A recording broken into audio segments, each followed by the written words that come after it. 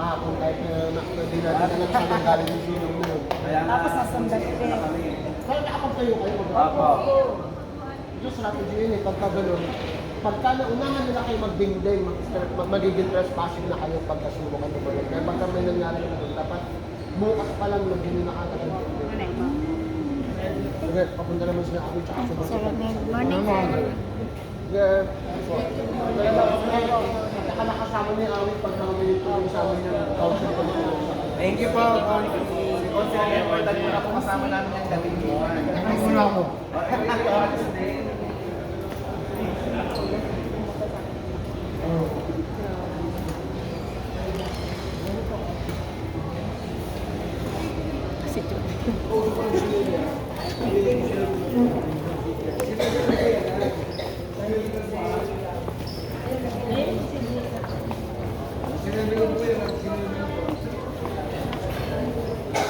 Sinadulog mo yan, ha? O kuya, ayaw yung dagdagan isa para game. Sakto po kayo si Bebe? Opo. Share mo na po. 21, 22, 23, 24. Early pa, sir.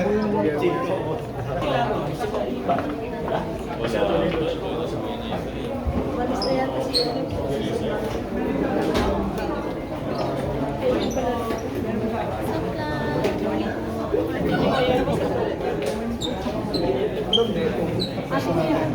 Tama na yung iba, baka yung sumobra niya. Tapos yan.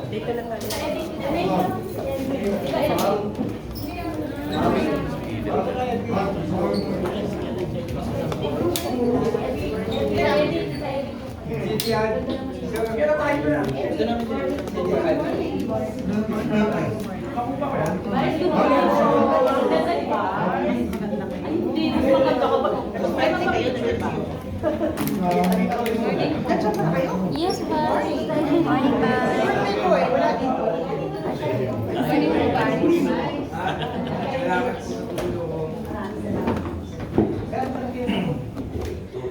Thank you po.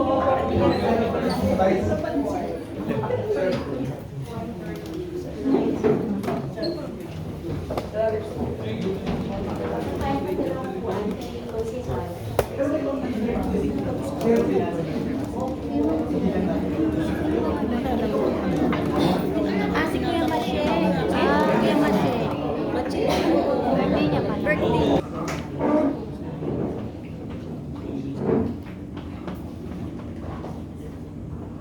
Sir, para na, sir.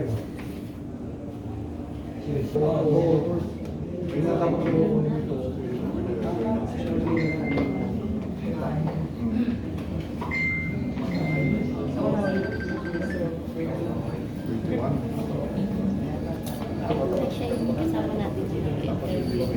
Mas magaling siya mag-interview. Hi, oo nga. Matanda ako na. Kami lang mga may-ari. Kasi mahihiya siya yung kumapit. Kaya nakatulong mo rin. Wala pa lang ako siya.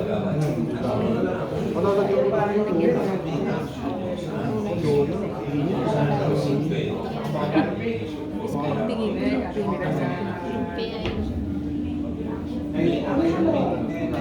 Kasi meron mga chairman na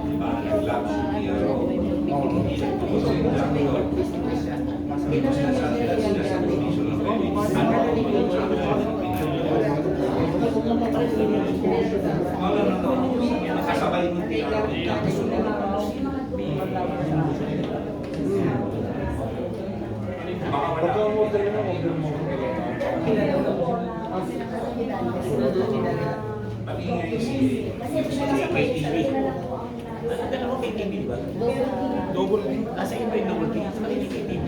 Sa isa yun. Hindi nila Kasalamin. Kasalamin. Kasalamin. Sino si Kamata? Kamata. Lumilan. sa kabilang sila. Kagroup yata nila ACC. Pero sa grupo rin yan. Si Jerry. Si Brian,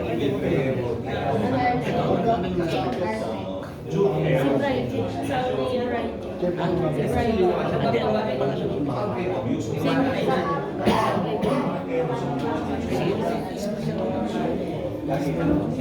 Your miss ko is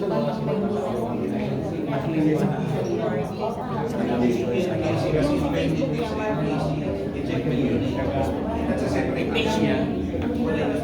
Yun lang sa yung Facebook. Marvin. Pero yung sa YouTube niya, kabisyo. Kabisyo. Kabisyo. Rochelle. Social stage.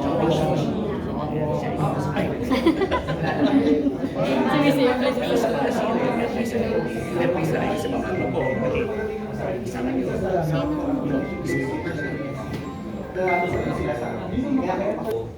Yung RTC and autocopies, isa-separate action. Yung MTC, natapos yun, naging final ng executory yun, kaya na-issue na rin ito. Magkahiwalay yan. May isang RTC, sa Magkahiwalay yan. depending sa application. Natapos yung usapin doon sa ejectment case nang hindi na-elevate sa higher court. Baka hindi nyo ko alam yun. Yun ang mga technicalities ng mga ganun. Ngayon, nung ini-execute yung rate of demolition noong 2024, laban sa inyo, nag-file ng injunction sa RTC, TRO injunction, para pigilan. Tama? Oo. Tingin ko, yun yung tinatawag nilang supervising event. Pero at the end now, tinanong ko sila kanina eh, wala pa rin may action na complaint pa eminent domain.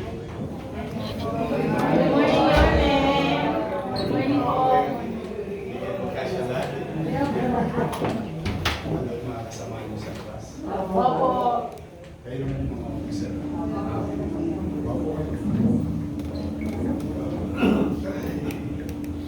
Gusto mo anong balita?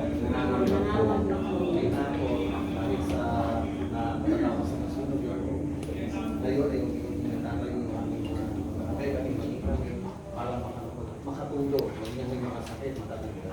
Pero siyempre, kami ngayon sa usapin na nangangamba kami dahil po sa mga dumarating na order at mga pagkawalan. So may 3 beses na sunod ng aming lugar. Pero ito kami nagkakasama ngayon na sa inyo po lumalapit sa paghahapon nito, baka ikaw po yung pag-sagot na doon sa amin po. Tulad po ng inyo pong nabanggit nga, kayo po yung 100 days na hindi ko makakalimutan. Na ang aming pong lugar, kasama sa inyong pangarap, nagsama sa Land for the Lands. Yung may po. Habang dumadaan po sa legal na proseso, yung pong nakabili ng mga check, at yung po yung mga malinaw yung Pilipino na natin dito, eh sana po mas mapabulan. At kayo po ang aming amala. Pero nasa korte pa yung expropriation proceedings. Ayan po si Exploration po yun kung inilalapit namin sa inyo na sana ay mas para ng lahat. Kasi wala pa po yung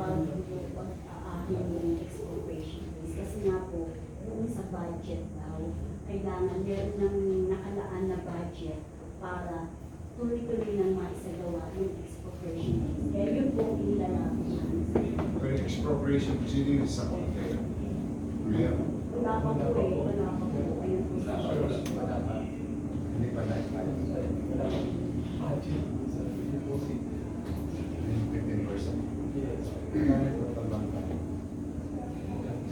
116 million. 231 million po yung total value ng property. Sino nag-assess ng batas? Sa atin po, based on preliminary appraisal report po natin.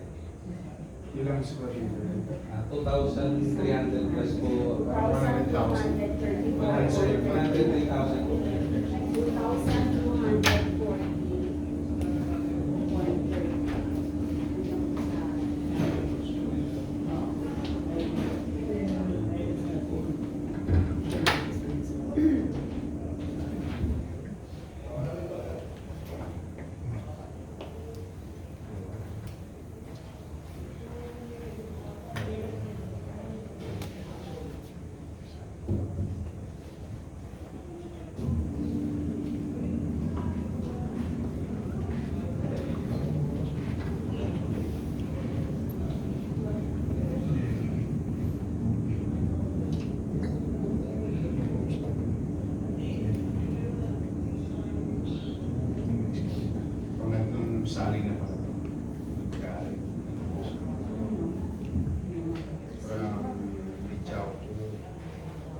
Aceto, Puita.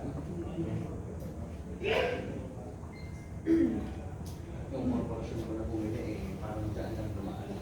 Noong 2023, ang ginawa para lang sa pagbili ng lupa. Ano yung sinasabi may order ng 2024 ng rate of demolition?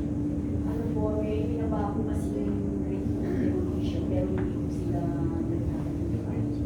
Dahil ang aming abogado ay nagsasagawa ng mga ilan, mga documents at anak. Kaya lang po ngayon, yung order po dumating ngayon, ay nagdagdag sila ng sheriff para maisagawa in the near future yung rate of demolition. Nandiyan po yung only order. Nag-file pa kayo ng kaya?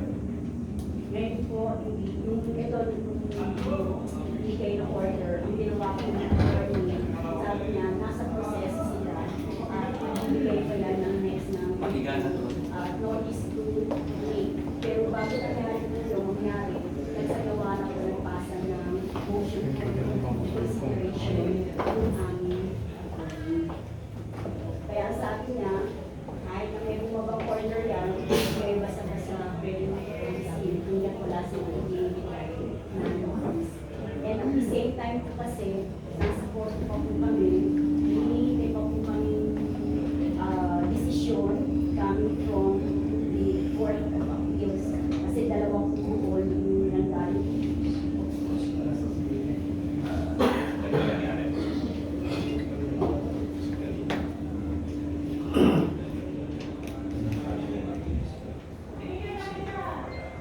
Kumbaga,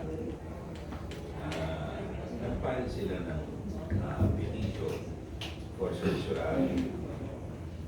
Ang court won terror of jurisdiction sa RTC para ma-stall yung ejectment case. And ejectment MTC, RTC petition for certiorari with prayer for PRO injunction sa RTC. Nag-grant yung PRO, hindi nagtuloy sa injunction. Kailangan prescribe yung kaya. Sometime in 2024 din. 20 days lang ang validity. Nag-viral po kami ng ibigay na kami alam kung may sagawa po agad. Sa tulong ni Pascal, si Pascal Nakalimutan niya na. Kayo po rin Sabi ko sa kanila no, yung original remedy na PRO injunction sa RTC, interlocutory order yun, hindi yun, makikinagyan sa CA. Sino nag-get sa sila? Abogado nila. Si Attorney Nantino. Kasi po ganito yun, ang sabi kasi natin sa class, ita-transmit na raw po sa court of appeals. Nakailan sila sa CA post na petition.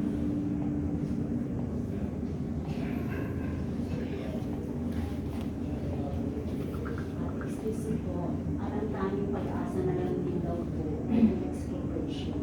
Makapag-file kami ng expropriation case. Why did you file an expropriation? Ano hindrance ng expropriation? Kaya po, ang inilalapit ko po yun sa City Legal Office at saka sa MUSO, yung budget daw po wala. Yan. Pero, nire-report ko nga po kay... Kasi yung binigay sa Yung nire-report ko po sa kanila, meron po kasi hinilaan na budget mo, nandiyan naman po naka-stated dyan. Year 2020. Kaso sabi po yung attorney, hindi na raw doon validated, Sir Ryan.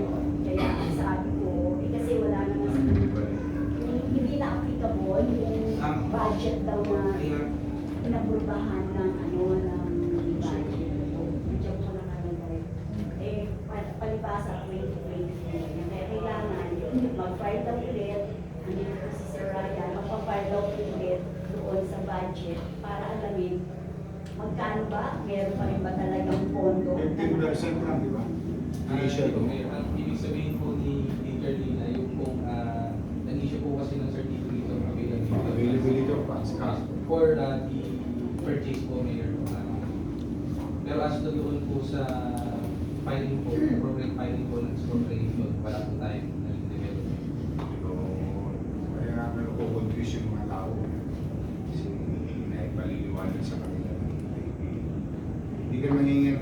korte ng buong payment. Ha? 15%. 15% to.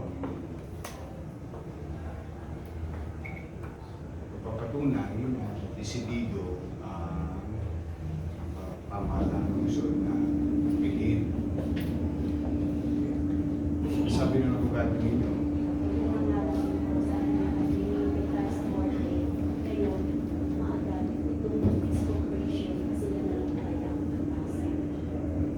Kasi nakikita rin po naman talaga sa korte, meron na talagang failure ng unang-una pa dahil kung hindi pagsagot kaagad sa unang-unang humingi dahil nakalagpas po namin ng 30 days. Kaya yung ginagawa na lang po ng abogado pinalagpas? ay court order. Hindi po naman kasi namin alam dahil first time, kumbaga bagong panganak kami sa ganitong kaso na kailangan pala i-meet mo yung 30 days. Eh, magpas po yung 30 days. Nakapunto, order, tigas ako ng pag dumating, hindi namin tinanggap, pinabayaan namin.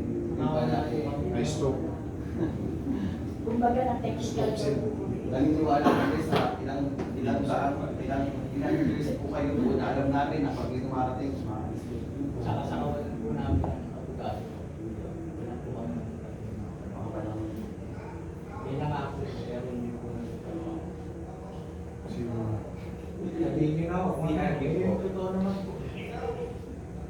Nangako bibigyan mo kami gawin.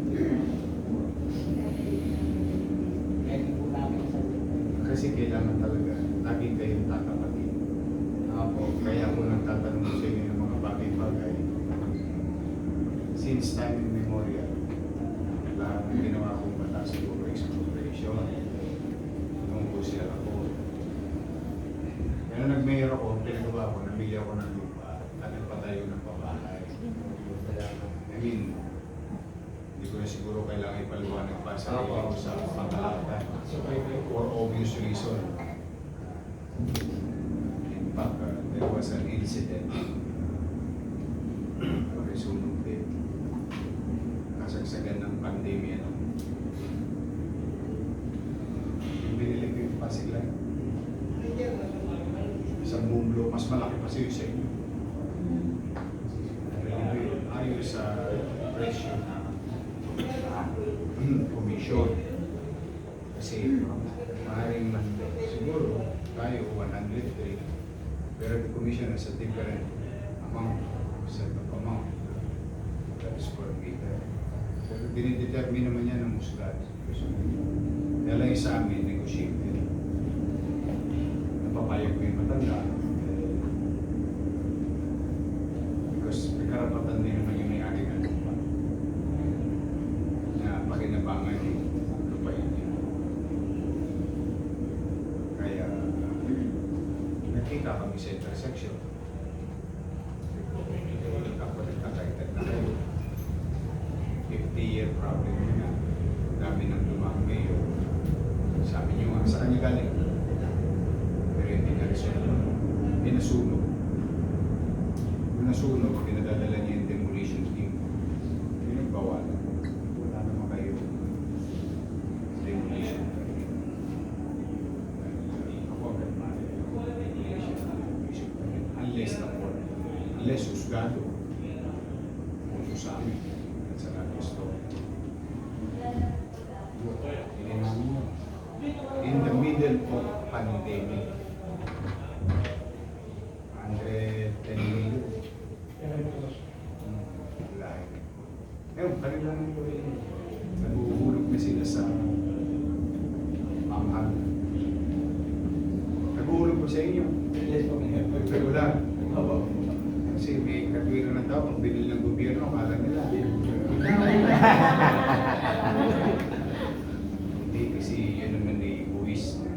Kailangan ko rin pagpag-ingatan. Sabay ng mga 5 niyo po. Ha? Mga 5 din sa hindi mo. Yung doon kila, inangkin nila. Sila raw ang bumili. Hindi nakapangalan sila. Kasi, naglaan ako dati, 1.1 billion, 1.2 billion. Tabi talaga ako. Kaya makikita yung 2022. Kaya lang, nawaglit na ako.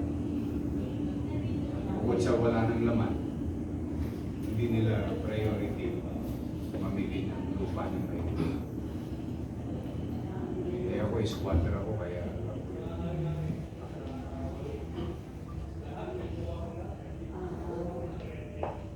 Kami po ay malakas. Kami sana lumabas yung ano man yung magiging desisyon na ito ng 40 days. Sana po ay maunahan na ng pag-aahin ng expropriation case. Kasi yun naman din po ang sinasabi ng President Office.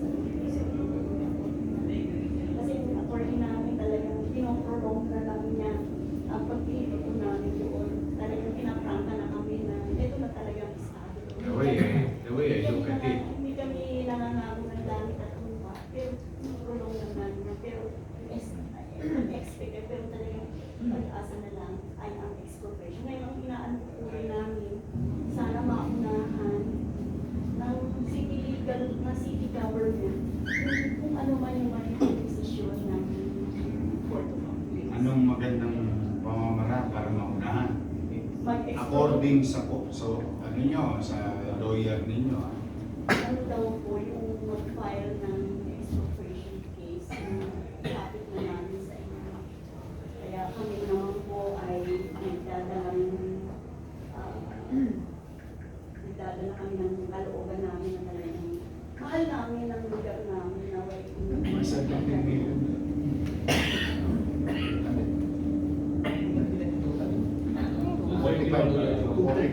231 million. May mga 45 million to at 15%. 30 plus million. Ang katotohanan na ito, 30, bilang matatanda na ngayon, may mga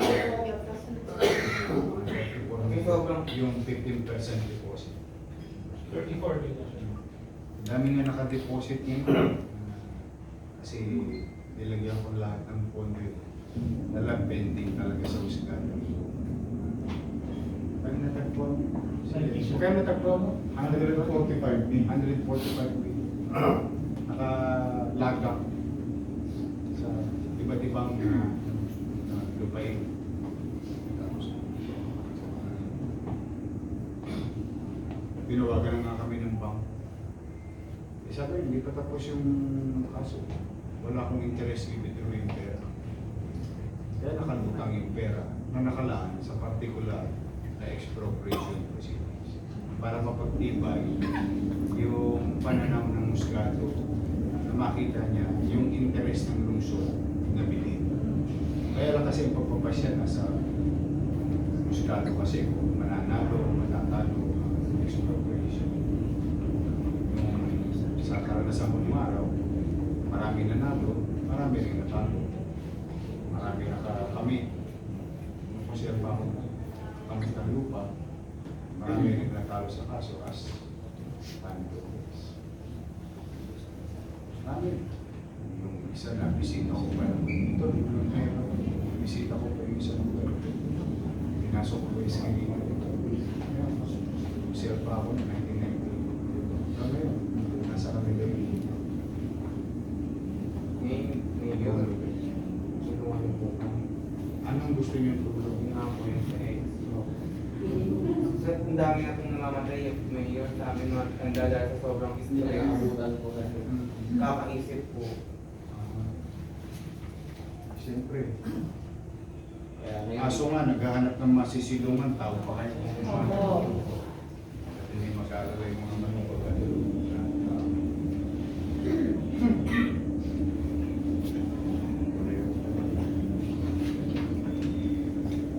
kapit bahay pa namin nasa baba. Dati na natapos yan. Anyway, for whatever it is, the amount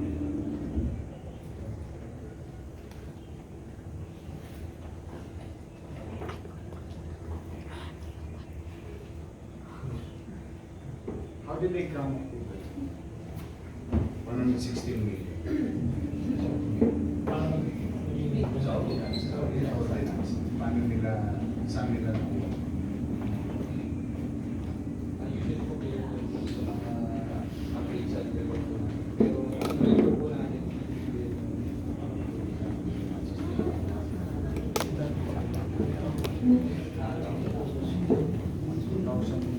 Yung plus po kasi. Pero sa akin, sa akin,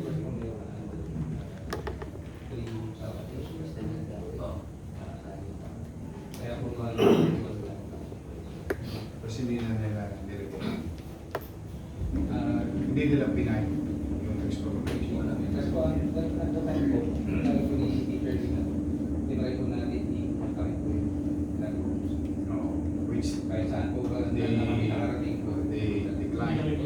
LBC po, pati po Wala silang interest to negotiate, sort of say. Dalawang opisina po sa Wanlo na po yung